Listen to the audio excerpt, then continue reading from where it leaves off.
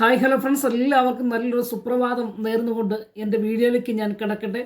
നമ്മളെല്ലാവരും രാത്രി കിടന്നുറങ്ങുമ്പോൾ നാളത്തെക്കുറിച്ച് നമുക്കൊരു പ്ലാൻ ഉണ്ടായിരിക്കും. നമുക്ക് പല പദ്ധതികളുമായിട്ടാണ് നമ്മൾ കിടന്നുറങ്ങാറുള്ളത്.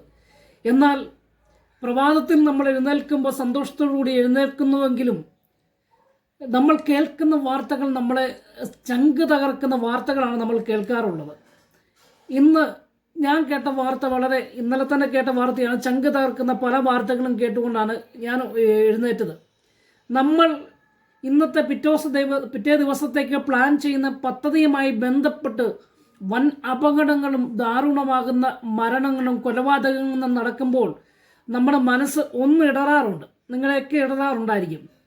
അപ്പോൾ എല്ലാ ദിവസവും നമ്മൾ ഓരോരോ വാർത്തകൾ, ദുഃഖകരമാകുന്ന വാർത്തകൾ കേട്ടാണ് നമ്മൾ പ്രഭാതത്തിൽ ഉണരാറുള്ളത്.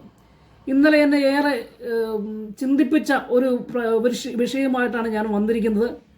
നമുക്കറിയാം, കോഴിക്കോട്ട് ഓടിക്കൊണ്ടിരുന്നൊരു വാഹനം, ഒരു വാഹനാറ് കത്തി അതിദാരുണമായി ഒരു വ്യക്തി മരിക്കുന്ന, ഒരു ഡ്രൈവർ മരിക്കുന്ന ഒരു അവസ്ഥ നമ്മളെല്ലാം വാർത്തയിലൂടെ കേട്ട്. കൊന്നാടെന്ന് പറയുന്ന സ്ഥലത്ത് വെച്ച് ഓടിക്കൊണ്ടിരുന്ന വാഹനത്തിൽ പെട്ടെന്ന് തീ പിടിക്കുകയും അങ്ങനെ ആ വാഹനത്തിൽ നിന്ന് ഇറങ്ങുവാൻ കഴിയാത്ത വിധത്തിൽ അദ്ദേഹം വെന്തു മരിക്കുക എന്ന് പറയുമ്പോൾ വളരെ ദാരുണമാകുന്ന ഒരു അവസ്ഥയാണ്. ഓടിക്കൂടിയ ആളുകളും ദൃക്സാക്ഷികളൊക്കെ പറയുന്നത്, ഞങ്ങളെ കൊണ്ട് കഴിയുന്നതെല്ലാം ഞങ്ങൾ ചെയ്തു, പക്ഷേങ്കിൽ അദ്ദേഹം ആ വാഹനത്തിൽ നിന്ന് ഇറങ്ങി രക്ഷപ്പെടുവാൻ കഴിയാത്ത വിധമാണ് വെന്തു മരിച്ചത് എന്ന് പറയുമ്പോൾ ഒന്ന് ചിന്തിച്ചു നോക്കിയ. പച്ചയായ ശരീരം വെന്ത് മരിക്കുക അല്ലെങ്കിൽ നിന്ന് കത്തുക എന്നൊക്കെ പറയുമ്പോൾ നമുക്കൊരിക്കലും ചിന്തിക്കുവാനോ കാണുവാനോ ആഗ്രഹിക്കാത്തൊരു കാര്യമാണ്. എന്താണ് അതിന് കാരണം എന്ന് നമ്മൾ പത്രത്തിലൂടെ അല്ലെങ്കിൽ TV ന്യൂസിലൂടെയൊക്കെ കണ്ട്, ഒരു സീറ്റ് ബെൽറ്റ് വരുത്തിയ വിനയാണ് ഇതിനെല്ലാം കാരണമെന്ന് നമ്മൾ കണ്ടെത്തുക. അല്ലെങ്കിൽ അദ്ദേഹത്തിൻ്റെ ജീവൻ രക്ഷിക്കുവാൻ കഴിയാത്തതിൻ്റെ കാരണമെന്ന് പറയുന്നത് അദ്ദേഹം ധരിച്ചിരുന്ന സീറ്റ് ബെൽറ്റാണ്. നമ്മുടെ നാട്ടിൽ നിയമസംഹിതകളൊക്കെ ഉണ്ടല്ലോ. അതിൻ്റെ ഫലമാണ് എല്ലാ വാഹനങ്ങളും ഇരുചക്ര വാഹനങ്ങളിൽ ഹെൽമെറ്റ് വെച്ചുകൊണ്ട് യാത്ര ചെയ്യുക, സുരക്ഷിതമായി യാത്ര ചെയ്യുക. അതുപോലെ കാറുകളിലൊക്കെ യാത്ര ചെയ്യുമ്പോൾ സീറ്റ് ബെൽറ്റ് നിർബന്ധമായി ധരിച്ച് നമ്മൾ യാത്ര ചെയ്യുക എന്നൊക്കെ സർക്കാരിൻ്റെ അല്ലെങ്കിൽ MDVയുടെ ഒക്കെ ഓർഡറുണ്ട്. അത് കൃത്യമായി പാലിച്ചും പോകുന്നവരാണ്, പാലിക്കാത്തവരുമുണ്ട്. എന്നാൽ എന്താണ് ഈ സീറ്റ് ബെൽറ്റ് വരുത്തിയ വിനയെന്ന് നമ്മൾ ചിന്തിക്കണം. പലപ്പോഴും നമ്മൾ പല വാർത്തകൾ കേട്ടിട്ടുണ്ട്. സീറ്റ് ബെൽറ്റ് കുടുങ്ങി അപകടമുണ്ടായി രക്ഷപ്പെടുവാൻ കഴിയാതെ സീറ്റ് ബെൽറ്റ് ധരിച്ചതുകൊണ്ടാണ് അദ്ദേഹത്തിന് ചാടി രക്ഷപ്പെടാൻ കഴിയാഞ്ഞത്. അല്ലെങ്കിൽ വാഹനം മറിഞ്ഞ സമയത്ത് വേണമെങ്കിൽ അദ്ദേഹത്തിന് രക്ഷപ്പെടാമായിരുന്നു. പക്ഷേ ആക്സിഡന്റ് സമയത്ത് ഈ സീറ്റ് ബെൽറ്റ് നമ്മളെ മുറുക്കുന്നത് കൊണ്ട് പിന്നീട് ഈ സീറ്റ് ബെൽറ്റിൽ നിന്ന് നമുക്ക് റിലീസാകാൻ പറ്റുന്നില്ല എന്നൊക്കെ പറഞ്ഞ് ഒരുപാട് പരാതികളൊക്കെ വരുന്നുണ്ട്. എന്നാൽ ചില സ്ഥലത്ത് ചില സാഹചര്യങ്ങളിൽ സീറ്റ് ബെൽറ്റ് ഇട്ടതിൻ്റെ ഫലമായി വൻ അപകടങ്ങളും ഒഴിവായിട്ടുണ്ട്. അപ്പോൾ യഥാർത്ഥത്തിൽ സീറ്റ് ബെൽറ്റ് ഗുണവുമുണ്ട് ദോഷവുമുണ്ടെന്ന് മാത്രമേ നമുക്ക് പറയാൻ പറ്റത്തുള്ളൂ. കാരണം നമുക്ക് ഇപ്പം തന്നെ മനസ്സിലായില്ലേ, ആ വാഹനം കത്തിക്കൊണ്ടിരിക്കുമ്പോൾ അടുത്ത് നിന്ന ആളുകൾ ഓടി രക്ഷപ്പെടുത്തുവാൻ വേണ്ടി അദ്ദേഹത്തിൻ്റെ ഡോറ് വലിച്ചു തുറന്ന്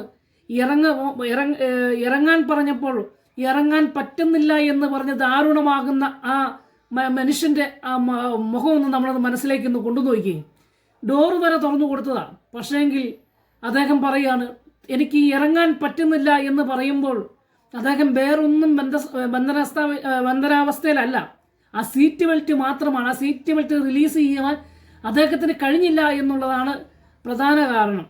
ആ സീറ്റ് ബെൽറ്റ് നിന്ന് കടിപ്പിച്ച് അതൊന്ന് റിലീസായിരുന്നെങ്കിൽ ഒരു പക്ഷേ ചാടി രക്ഷപ്പെടാമായിരുന്നു. കാരണം അടുത്ത് നിന്ന ആൾ വരെ ആ ഡോറ് വലിച്ചു തുറന്നതാണ്. അപ്പം അത്രത്തോളം തീ അവിടെ പടർന്നിട്ടില്ല എന്ന് ഓർക്കണം. ഈ സമയത്താണ് അദ്ദേഹത്തിന് ഇത് റിലീസ് ചെയ്യാൻ പറ്റാത്ത അവസ്ഥ. പെട്ടെന്ന് പൊട്ടയം ചീറ്റിലുണ്ടാവുകയും ഓടി രക്ഷപ്പെടുത്തുവാനും വന്ന ഡോറ് തുറന്ന ആളുകൾ വരെ മാറി അവരുടെ ജീവന് വേണ്ടി മാറി നിൽക്കുന്ന സാഹചര്യത്തിൽ അവരുടെ കാങ്കെ അല്ലെങ്കിൽ ആ ദൃക്സാക്ഷികളുടെ കാങ്കെ കത്തിയമരുന്ന ഒരു മനുഷ്യ ശരീരമാണ് നമ്മുടെ മനസ്സിലേക്ക് വരേണ്ടത്. അതിന് നമ്മൾ എന്താണ് ചെയ്യേണ്ടത്? നമ്മൾ വാഹനങ്ങളിലൊക്കെ പോകുമ്പോൾ, 4 വീൽ വാഹനങ്ങളിലൊക്കെ പോകുമ്പോൾ അല്ലെങ്കിൽ കാറുകളിലൊക്കെ പോകുമ്പോൾ എപ്പോഴും നമ്മുടെ കയ്യിൽ ഒരു ആയുധമുണ്ടായിരിക്കണം.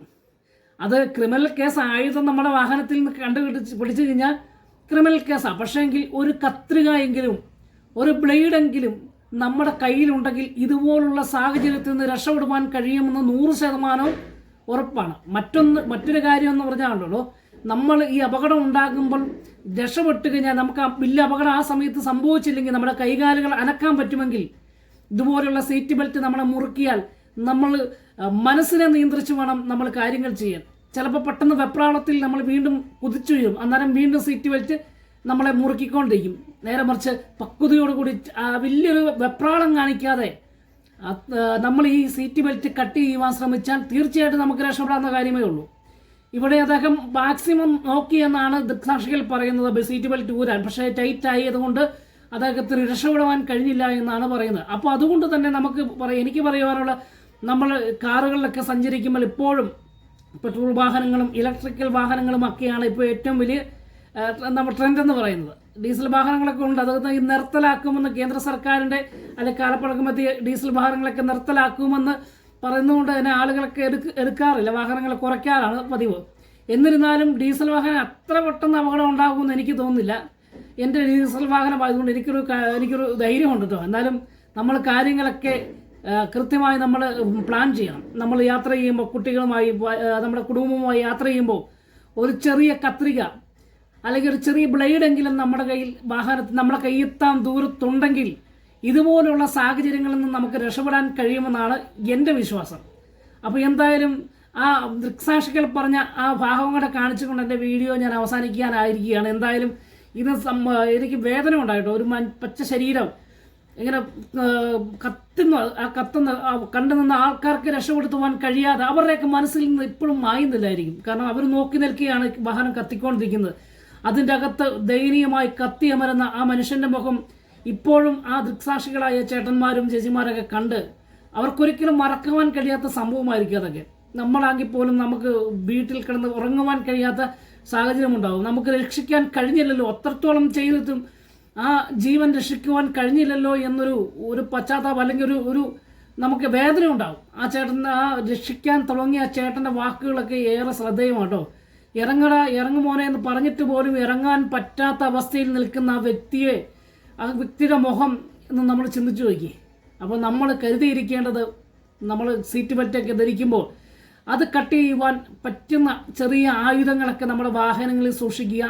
അങ്ങനെ നമ്മുടെ ഇതുമൂലം, ഈ സീറ്റ് ബെൽറ്റ് മൂലം ഒരു മരണം ഉണ്ടാകാതിരിക്കാൻ, ഒരു അപകടം ഉണ്ടാകാതിരിക്കുവാൻ നമ്മൾ ശ്രദ്ധിക്കുക എന്നുള്ളതാണ് ഏറ്റവും പ്രധാന കാര്യം. അതുപോലെ ഗ്ലാസുകൾ പൊട്ടിക്കുവാൻ കഴിയുന്ന വിധത്തിൽ എന്തെങ്കിലും മാരകായുധങ്ങളൊന്നും വേണ്ട, ഉറപ്പുള്ള ഒരു വസ്തു നമ്മുടെ വാഹനത്തിൽ വെച്ചാൽ നമ്മുടെ യാത്രയ്ക്ക് അല്പം കൂടെ നമുക്കൊരു ആത്മവിശ്വാസം കൂടും എന്നാണ് എൻ്റെ വിശ്വാസം. അപ്പോൾ എന്തായാലും ഇന്ന് ആ വാഹനാർ, കോഴിക്കോട് നടന്ന ആ വാഹനാർ കത്തിയമർന്ന് ഒരു ജീവൻ പൊലിഞ്ഞതിൻ്റെ കണ്ടുനിന്ന ആ ചേട്ടൻ്റെ ആ പ്രതികരണം കൂടെയൊക്കെ കാണിച്ചുകൊണ്ട് ഞാൻ എൻ്റെ വീഡിയോ അവസാനിപ്പിക്കുന്നു. അപ്പോൾ ഇതുപോലുള്ള വിഷയങ്ങളുമായി ഞാൻ വരുന്നതായിരിക്കും. അപ്പോൾ എൻ്റെ ചാനൽ ഇഷ്ടപ്പെട്ടാൽ നിങ്ങൾ തീർച്ചയായിട്ടും സപ്പോർട്ട് ചെയ്യുക. ഓക്കെ,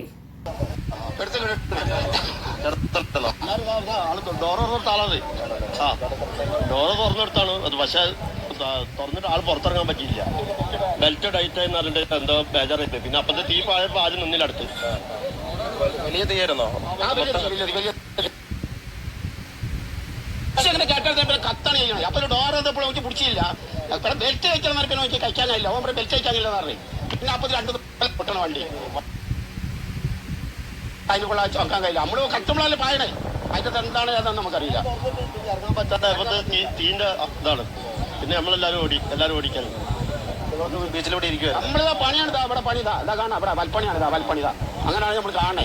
അങ്ങനെ എല്ലാം കല്ലെടുക്കാൻ അറിയുമ്പോൾ അപ്പൊ ഞാൻ നിൽക്കിയ ഡോറ ഒരുങ്ങില്ലേ, അത് കിട്ടി വിട്ടെടുത്താൽ തുറന്നു. ആ ഇറങ്ങണം അറിയുമ്പോൾ നോക്കി അന്തരം പിടിച്ചില്ല. ഇറങ്ങണം അറിയുമ്പോൾ പിന്നെ ആ സമയത്ത് പുള്ളിയുടെ ദേഹത്ത് ഇതുണ്ടായിരുന്നോ? അദ്ദേഹത്തിന്റെ തീ ഉണ്ടായിരുന്നോ? ഇല്ല, അന്നേരം പെട്ടെന്ന് പിന്നെ പിടിച്ചിട്ടാണ് ആളി കത്താണ്. അപ്പൊ ഞാൻ പറഞ്ഞ അടിച്ചിലേക്ക് പിന്നെ പൊട്ടാണ് ചെയ്യണേ. എന്താ സാധനം എന്നറിയില്ല.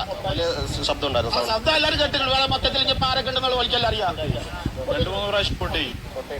അപ്പൊ ആളുകൾക്ക് എന്താ പൊട്ടെന്ന് ചോദിക്കണ്ടേ? ഞാൻ എനിക്കറിയില്ല എന്ന് പറഞ്ഞു. എന്താ പൊട്ടണം നമുക്കറിയോ? വലിയ ശബ്ദമായിരുന്നു. കുഴപ്പമില്ല. പടക്കം പൊട്ടായിട്ട് ടാ ടാ എന്ന് പറഞ്ഞ പൊട്ടുണ്ട്. എന്താണെന്നറിയില്ല എന്താണ് സംഭവം എന്നുള്ളത്. അപ്പൊ ഇതിന് ഡോറം തുറന്ന് ഇറങ്ങണം എന്ന് പറയുമ്പോൾ ഓൻ ബെൽറ്റാ കുടിച്ചയക്കണേ.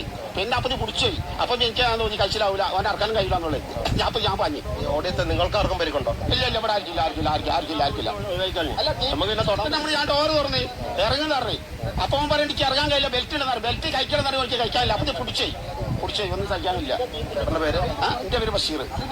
നികേഷ് കുമാർ, ഇതാണ് സംഭവിച്ചത്. തീപിടുത്തം കണ്ടപ്പോൾ തന്നെ നാട്ടുകാർ ഓടി എത്തിയെങ്കിലും രക്ഷിക്കാൻ പറ്റിയില്ല. ഡോറ് തുറന്നു കൊടുത്തു. പക്ഷേ സീറ്റ് ബെൽറ്റ് ഉള്ളതുകൊണ്ട് സീറ്റ് ബെൽറ്റ് ഒഴിവാക്കാൻ പറ്റിയില്ല. അങ്ങനെ കാറിനകത്ത് കുടുങ്ങിപ്പോയതാണ്. അത് ആരാ കാര്യം വ്യക്തതയില്ല. കാറ് പൂർണ്ണമായും കത്തിപ്പോയിട്ടുണ്ട്.